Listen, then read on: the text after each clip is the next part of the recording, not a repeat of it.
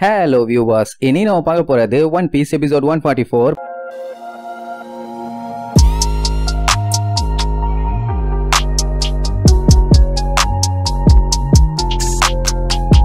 Open பண்ணா போன பாட்டுல நம்ம ஆளுக பாட்டுக்கு பொறுமையா போயிட்டு இருந்தாங்கல்ல. அந்த டைம் என்னாச்சு, மேல இருந்து ஒரு பெரிய கப்பல் ஒண்ணு விழுந்துச்சு. கொக்காமக்கா அத்தா தண்டி கப்பல் தண்ணியில வந்து விழுந்ததுனால அலை அதிகமாகி நம்ம ஆளுக எல்லாருமே படாத பாடுபடுவாங்க. கொஞ்சம் மிஸ் ஆனா போதும் கடலை தெரிச்சிருவாங்க. அதனாலேயே கப்பலை செம்ம டைட்டா புடிச்சுக்குவாங்க. ஆனாலுமே கப்பல் அலையில சிக்கி சின்ன பின்ன மாறதுனால எல்லாருமே அங்கிட்டு இங்கிட்டு விழுந்துகிட்டே தான் கிடப்பாங்க. இதா தாண்டி கப்பல் திடீர்னு வந்து விழுந்துச்சுல்ல. இத பார்க்கும்போது இவங்க எல்லாத்துக்கும் கனவு மாதிரி இருக்கு. இன்னும் மேல இருந்து சின்ன சின்னதா ஏகப்பட்ட பீசஸ் விழுந்துகிட்டே தான் இருக்கு. அதனாலேயே எல்லாம் சேஃப்டியா இருக்கணும்னு சொல்லி அங்கங்கன்னு போய் ஒளிஞ்சுக்குவாங்க.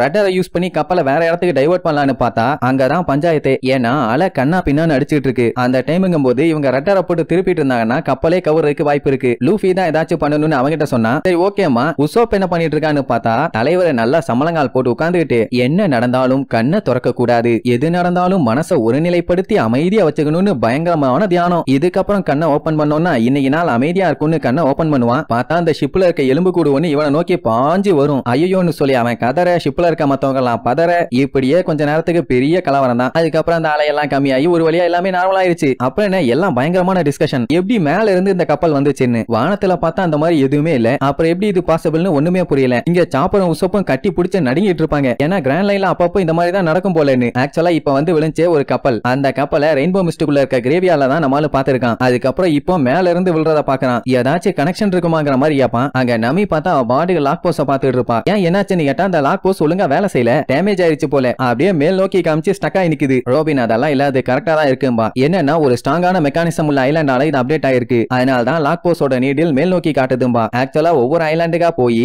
லாக் போஸ் அப்டேட் பண்ணி தானே அடுத்தடுத்த ஐலாண்டுக்கு போகணும். அப்படி அது ஸ்கைல இருக்க ஏதோ ஒரு ஐலாண்டோட மேக்னெட்டிக் ஃபீல்ட் அப்டேட் பண்ணிருக்கு. இது ஸ்கை ஐலாண்டான்னு எல்லாத்துக்கும் ஷாக்கு. ஆனா லூஃபி மட்டும் சந்தோஷமா கேட்பான், இது பறக்கிற ஐலாண்டான்னு. அப்படின்னா அந்த ஷிப் எலும்பு கூடலாம் அங்க இருந்து தான் வந்து விழுந்துச்சான்னு கேட்டா மேபி இருக்கலாம். ஆனா மேல பார்க்கும்போது எந்த ஒரு ஐலாண்டுமே அந்த மாதிரி கண்ணுக்கு தெரியல. ஒருவேளை கடலே மிதக்கிற மாதிரி இருந்துச்சுன்னா அப்ப எப்படி இருக்கும்னு கேட்டவொடனே நம்மளால வாய பொளந்துருவானுங்க. சஞ்சிக்கெல்லாம் ஒண்ணுமே புரியல. இங்க இவனுக்கு என்ன சந்தோஷம்னா ஒரு ஐலாண்டு வானத்துல மிதந்துட்டு இருக்குன்னா அது எவ்வளவு சூப்பர். அதனால நம்ம நேரா அங்கதான் போகணும். ரட்டரை மேல் நோக்கி திருப்புங்கம்மா. ரட்டரை எப்பவுமே லெப்ட் ரைட்னு தான் திருப்புவாங்க. அதே கப்பல லெப்டுக்கா ரைட்டுக்கான்னு திருப்ப மேல நோக்கி திருப்புன்னா இது கொழுப்பு தானே. ரோபின் லூஃபியோட அட்டூழியம் தாங்க முடியாம வாய போட்டு அமிட்டு அடப்பா. ராபினும் இது வரைக்கும் ஸ்கை ஐலாண்ட பத்தி எல்லாம் கேள்விப்பட்டதே இல்ல. மேபி இருக்கலாங்கிற மாதிரி தான் சொல்லுவா. நமி கன்ஃபார்மா அப்படி ஒன்னு இருக்க வாய்ப்பே இல்ல நீர்வா. ஏன்னா கடல் தண்ணி என்னைக்குமே காத்துல மிதக்காது. சோ அப்படி இருக்கும்போது லாக் போஸ்ட் தப்பாலாம் காமிக்கல, மேபி அது டேமேஜ் ஆயிருக்கும்பா. ஆனா ராபின் என்ன சொல்லுவா, கண்டிப்பா லாக் போஸ்ட் பஞ்சாயத்து இல்ல, நம்ம இப்ப எப்படி வானத்துக்கு போகணும் தான் யோசிக்கணும்பா. அவளை பொறுத்த வரைக்கும் சிச்சுவேஷன் எவ்வளவு மோசமா இருந்தாலும் சரி இந்த ஷிப்பால அதை தாங்க முடியும். அண்ட் என்னைக்குமே லாக் போஸ்ட் மேல டவுட் ஆக கூடாதாமா. அதனால கொஞ்சம் காமன் சென்ஸோட யோசிச்சு பார்ப்போம். அந்த லாக் போஸ்ட் பாயிண்டிங் பண்ணுதுன்னா கண்டிப்பா ஐலாண்டும் அது பாயிண்ட் பண்ற இடத்துல இருக்கத்தான் செய்யும். இத சொல்லிட்டு அவன் என்ன பண்ணுவான்னா மேல இருந்து ஒரு சவப்பெட்டியும் அது கூட ஒரு எலும்பு கூடு விழுந்துச்சுல்ல,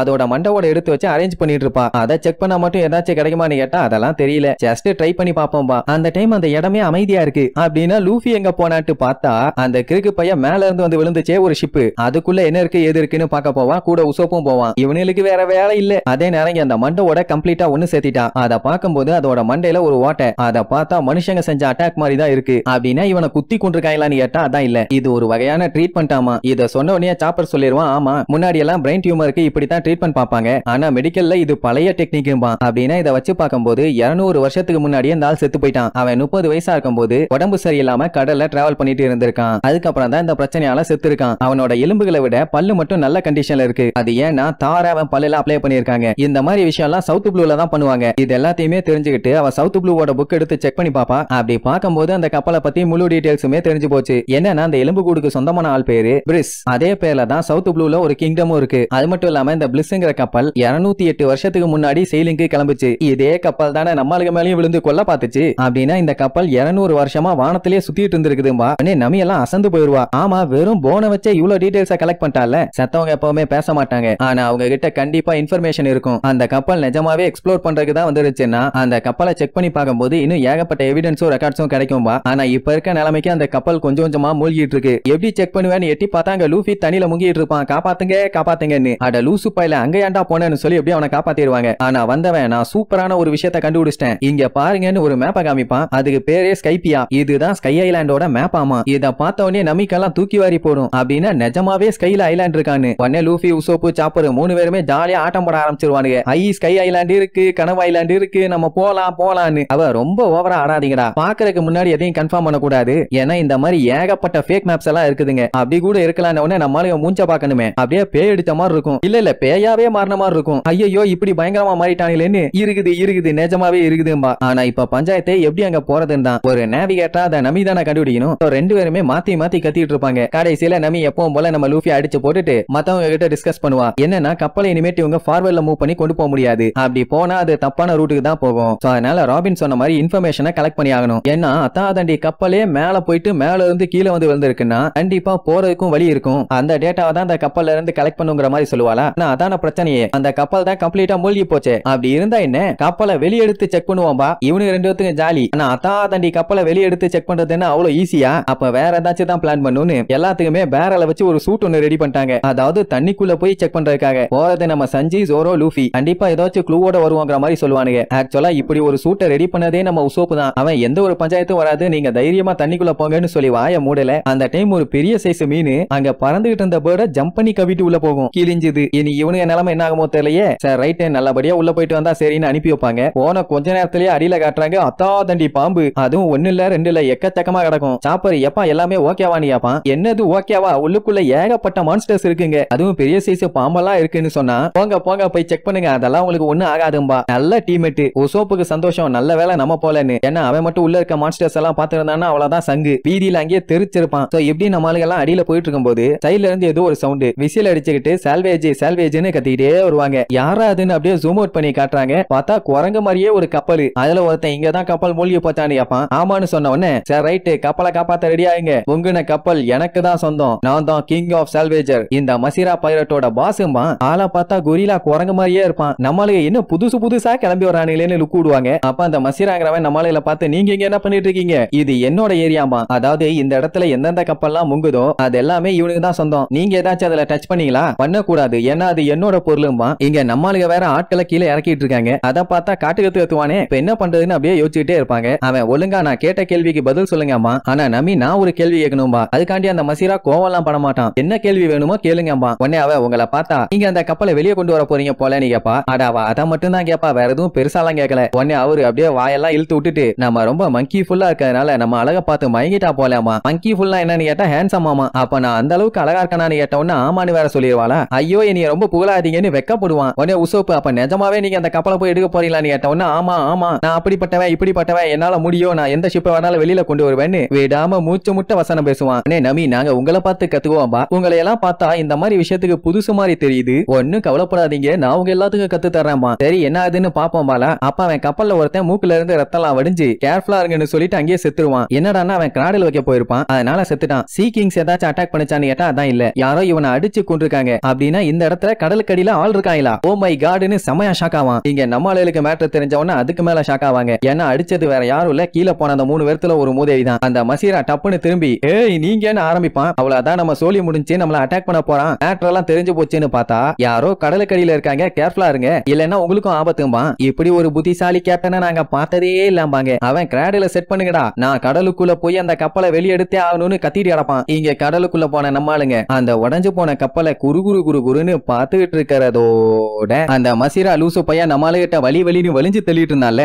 நமிகிட்ட என்ன ஆனாலும் சரி இவங்கிட்ட இப்படியே பேச்சு கொடுக்கணும், நம்ம ஆளுகளுக்கு ஏர் சப்ளை போயிட்டு வர்றது மட்டும் இவனுக்கு தெரிஞ்சிடவே கூடாதுன்னு உசாரா இருப்பாங்க. இங்க அவனோட ஆளுங்க எல்லாம் காண்டாவானுங்களா, அட அவங்கள வெறும் பூசணிக்கான்னு நினைச்சுக்கீங்க, சும்மா பார்த்ததுக்கெல்லாம் எதுக்கு காண்டாகிறீங்கன்னு சமாளிப்பான். அவங்களும் சரி ரைட்டு ஓகே சார்னு ஒத்துக்குவாங்க. இங்க இந்த மசீராவோட ஆளுங்க எல்லாம் உள்ள இறங்க ஆரம்பிச்சிருவானுங்க. இங்க நம்ம ஆளுகளுக்கு ஒண்ணும் புரியல, எதுக்கு இவங்க இப்படி தேவையில்லாம பில்டப் பண்ணிட்டு இருக்கானுங்கன்னு. என்னமோ ஒண்ணு நம்ம ஆளுக மாட்டாம இருந்தா சரின்ட்டு இருப்பாங்களா. அதே நேரம் இங்க நம்ம ஆளுக உள்ளுக்குள்ள போய் ஒன்னொன்னா செக் பண்ணி பாப்பாங்க. ஃபர்ஸ்ட் நம்ம லூஃபி அங்க இருக்க ஒரு பாட் எடுத்து பாப்பான். அதே நேரம் அப்படியே உடஞ்சு கரைஞ்சிரும். அதுக்கப்புறம் அங்க இருக்க கண்ணாடியில அவன் மூஞ்ச பார்த்து விளையாண்டுட்டு இருப்பான். அதே நேரம் இங்க ஜோரோவை காட்டுறாங்க. அவனுக்கு கத்தி எல்லாம் கிடைக்குமா, உள்ள இருந்து கத்திய வெளியெடுக்க பார்த்தா உடஞ்சு சிலுசிலா போயிரும். அடுத்து நம்ம சஞ்சி டோரை ஓபன் பண்ணி பாப்பான், ஓபன் ஆகல. கடலுக்குள்ளயுமே அவன் ஸ்டைல ஒரு மிதி தான் விடுவான். டோரோட சேர்த்து அந்த மொத்த இடமுமே பிச்சுக்கும். பாத்துக்கங்க அப்ப சஞ்சியோட லெக் பவர் எந்த அளவுக்கு இருக்குன்னு. அதுக்கப்புறம் உள்ளுக்குள்ள போய் பாப்பான், ஒரு பொண்ணோட போட்டோ ஒண்ணு கிடைக்கும். நம்ம ஆளுகளும் ஃபாலோ பண்ணி பின்னாடியே வருவாங்க. அப்ப அங்க ஒரு எலும்பு கூடும் ஒரு ட்ரெஸ்ஸும் இருக்கும். அந்த எலும்பு கூடோட மண்டையில ஏதோ ஷார்ப்பான ஆயுதத்தை வச்சு குத்தி இருப்பாங்க. சரி ரைட்னு அந்த ரூம் அப்படியே செக் பண்ணுவாங்க. அப்போ அந்த இடத்துல ஒரு பெட்டி ஒண்ணு கிடைக்கும். உள்ள ஏதோ பெருசா இருக்க போதுன்னு உடைச்சு உள்ள திறந்து பார்த்தா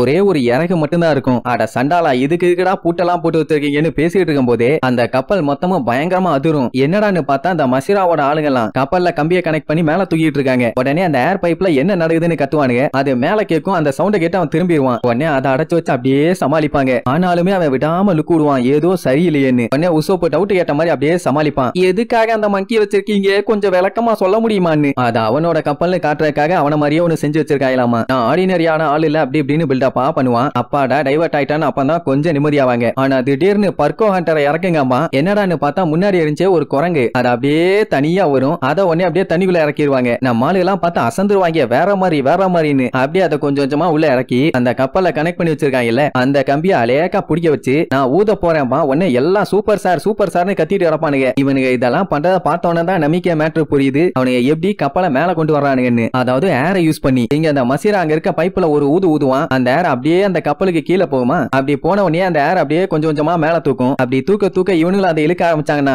ஈஸியா மேல வந்துரும்ல. ஃபர்ஸ்ட் டைம் ஏர் மட்டும் தான் இவன் ஊதுவான். அதுக்கப்புறம் ஃபுல்லா மிஷினை யூஸ் பண்ணி தான் அடிப்பானுங்க. அப்படி ஊதி கொஞ்சம் கொஞ்சமா கப்பல் மேல வந்துட்டே இருக்கு. அந்த டைம் கடலுக்கு அடியில இருந்து ஒரு சவுண்ட், பாஸ் தண்ணி கடியில இன்னொரு குரு இருக்காங்கன்னு. யாரா என்னாச்சு யாரவங்கன்னு கேட்டா இங்க பக்கத்துல இருக்க கப்பல்ல இருந்து தான் வந்திருக்காங்கன்னு போட்டு விட்டுருவானுங்க. அவ்வளவுதான் மேட்ரு தெரிஞ்ச உடனே செம்ம காண்டாயிருவான். இந்த அவன் ஆளுகள்ல ஒருத்தனை வேற அடிச்சிருக்காங்கல்ல, அதை சொல்லி கத்திட்டு இருப்பானா. எங்க நம்ம சைடு அத்தனை பேரும் செம்மையா ஷாக் ஆகி நிப்பாங்க. ஆஹா அடுத்து என்ன பண்ண போறான்னு தெரியலையேன்னு. ஆனா கத்தனவன் அப்படியே போஸ்ட் கொடுத்துட்டே நிப்பான். என்னடா நம்ம என்ன போட்டோவா எடுத்துட்டு இருக்கோம், போஸ்ட் கொடுத்துட்டு இருக்காமா. பின்னாடி ஃப்ரேம் எல்லாம் வச்சிருப்பானுங்க. நிஜமாவே போட்டோ தான் எடுக்க சொல்றானோன்னு ஒரு குழப்பம். உடனே மசிரா நான் கீழே போய் யாரு என்னன்னு ஒரு கை பாத்துறேன்னு அப்படியே உள்ளுக்குள்ள ஒரு ஜம்ப். இங்க நம்ம ஆளுகளுக்கு பீதி ஆயிரும். ஆஹா இவனே களத்துல இறங்கிட்டானேன்னு. அப்படியே அவன் கீழே போகும்போது ஒரு பெரிய சைஸ் ஈல் வந்து அவனை சாப்பிட வரும். ஜஸ்ட் கொடூரமா லுக்கு விட்டு மங்கி பஞ்சுன்னு ஒரு அடிதான் அடிப்பான். அவ்வளவுதான் ஸ்பாட்லயே அது காலி. அதுக்கப்புறம் என்ன மறுபடியும் அந்த கப்பலுக்கு தான் வேகமா போவான். இங்க நம்ம ஆளுகளுக்கு ஒரே ஹாப்பி. ஏன்னா உள்ளுக்குள்ள ஏரை ஃபில் பண்ணிட்டானுங்கல்ல, அதனால ஜாலியா உள்ள உட்காந்துட்டு இருக்கானுங்க. ஆமா யார் இந்த ஷிப் ஆடிய போட ட்ரை பண்றா ஒன்னும் புரியலையேன்னு பயங்கரமான டிஸ்கஷன். ஆனா மேல ஏதோ பஞ்சாயத்து ஆயிருக்குன்னு மட்டும் நல்லா தெரியுது. ஏன்னா சஞ்சி பேச ட்ரை பண்ணிருக்கான். அவங்ககிட்ட இருந்து எந்த ஒரு ரெஸ்பான்ஸுமே இல்லையாமா. என்னவா இருக்கும்னு கேட்டுட்டு இருக்கும் போதே